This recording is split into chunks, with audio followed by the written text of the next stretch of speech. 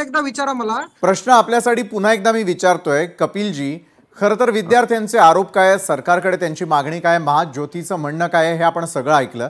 या सर्व योजना तळागाळातील ग्रामीण भागातल्या विद्यार्थ्यांचं भवितव्य घडवणाऱ्या आहेत। खरंच त्यातही वोट बँक आणि भेदभाव दिसतोच का? मुळात विशालजी, आपण सगळ्यात अगोदर लक्षात घेतलं पाहिजे की या सरकारच्या काळामध्ये कुठलीच गोष्ट ठीक पद्धतीने होताना आपल्याला दिसत नाही।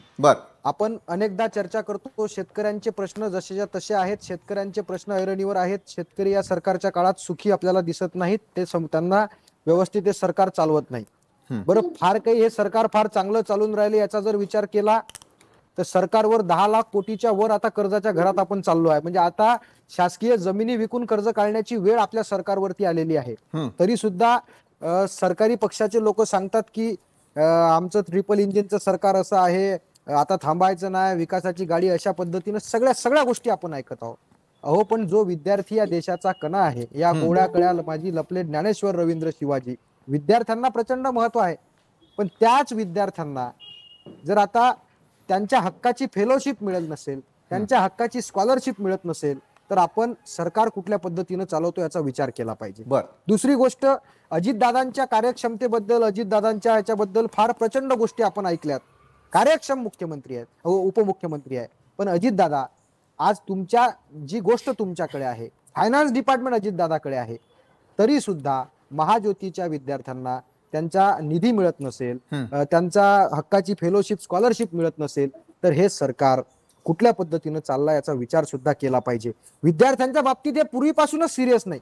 म्हणजे आपण जर पाहिलं असेल तर एमपीएससीच्या पेपरच्या बाबतीत सिरियस नाही, पेपर फुटीच्या बाबतीत सिरियस नाही, नवीन भरतीच्या बाबतीत सिरियस नाही, आणि आता गोरगरीब विद्यार्थ्यांच्या हक्काची फेलोशिप स्कॉलरशिप जर आपण त्यांना देऊ शकत नसेल, एकीकडे ओबीसी मराठा वाद लावायचे, ओबीसींचं वेगळं राजकारण करायचं, मराठ्यांचं वेगळं राजकारण करायचं, आणि दुसरीकडे विद्यार्थ्यांकडे दुर्लक्ष करायचं।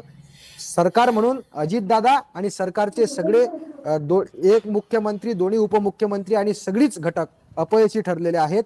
या माध्यमातून माझी त्यांना विनंती आहे की ओबीसी विद्यार्थ्यांच्या हक्काची महाज्योती अंतर्गत, पार्टी अंतर्गत ज्या ज्या गोष्टी येतात त्यांच्या स्कॉलरशिप, फेलोशिप सगळ्या द्या। अजितदादा, एखाद्या कॉन्ट्रॅक्टरला खुश नाही केलं तरी चालेल, शिंदे साहेब लोकल बॉडीच्या इलेक्शन मध्ये भ्रष्टाचाराचे पैसे कमी वापरा, पण त्या विद्यार्थ्यांचे पैसे द्या, अशी आमची त्यांना विनंती आहे। बरोबर आहे कपिलजी, तुमची ही विनंती पूर्ण होते का? रुपालीताई हा आवाज थेट अजित पवारांपर्यंत पोहोचवतील अशी अपेक्षा करूयात।